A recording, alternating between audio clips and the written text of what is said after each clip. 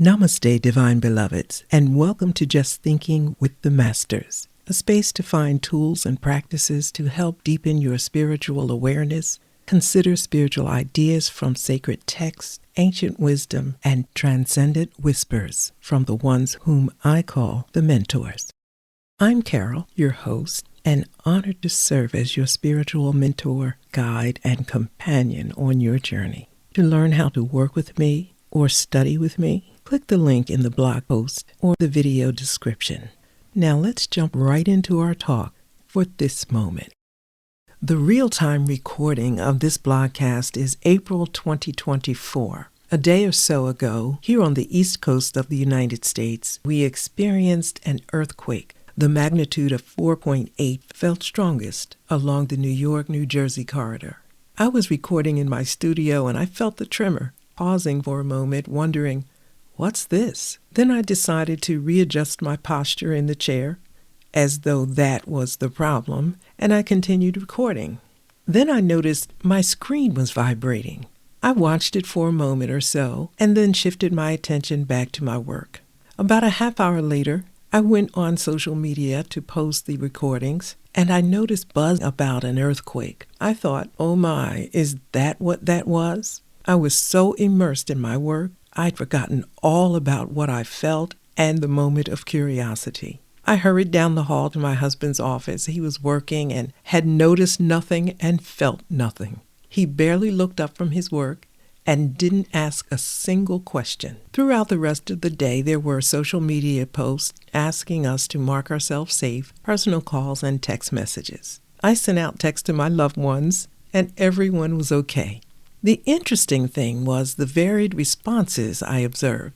Some, of course, heard and felt nothing. Others were shaken and frightened, and others were joking about it. Think about that.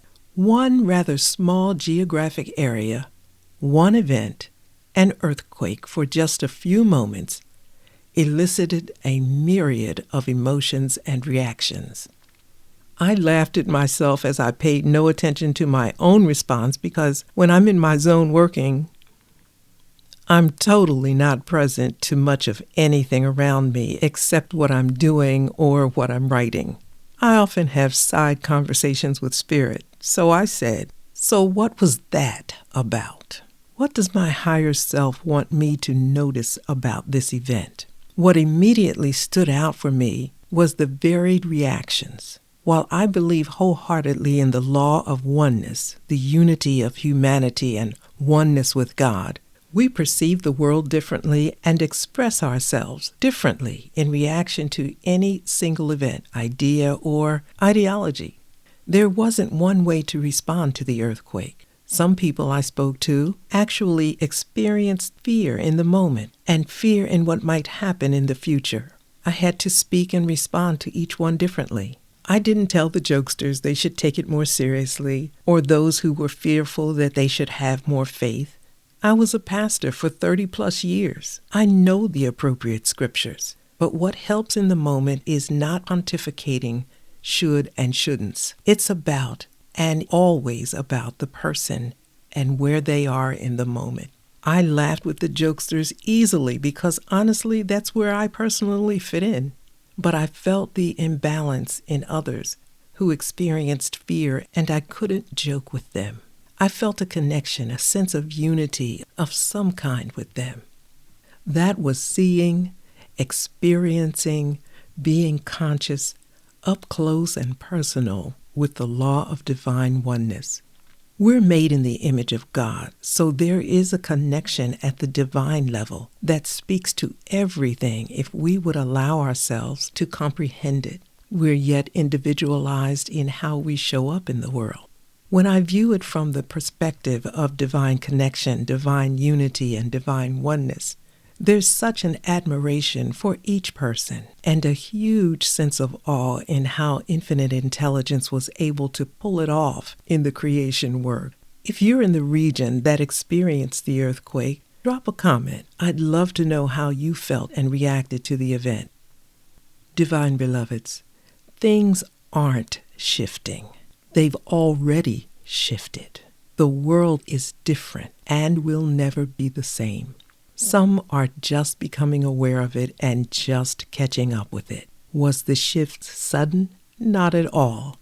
There were signs and wonders all along the way. There are those who are expert in studying astrology and seeing the signs of divine movement in that. So the shift was evident to so many who experienced the divine in other spiritual disciplines. Too many get comfortable living in their own little worlds and miss the bigger opportunities and possibilities divinely available to us. Everything is new and requires that we meet it at a higher level of consciousness and spiritual awareness. That's my work. That's my purpose. That's what I came here to do. To help you know and live in your higher self, your highest level of spiritual consciousness. If you're reading or listening to this blog post on my site, share it with a friend. Post it on social media. Tell them to subscribe because in me and through me, Spirit is doing so much more in 2024. If you're listening or watching on YouTube, subscribe to my channel and be absolutely sure to click the link in the description to subscribe to my website.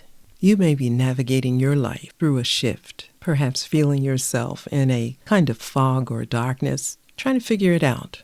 That's my work. I'm your spiritual mentor. Book a one-on-one with me. The link's in the blog and in the video description. And of course, there is my Linktree where you can find out everything. I have a private group on Facebook called Spiritually Speaking, where spiritual thinkers gather. Join that. I'd love to have you. That's all I have for now. I'm Carol. Thank you for listening. Embrace your journey with gratitude.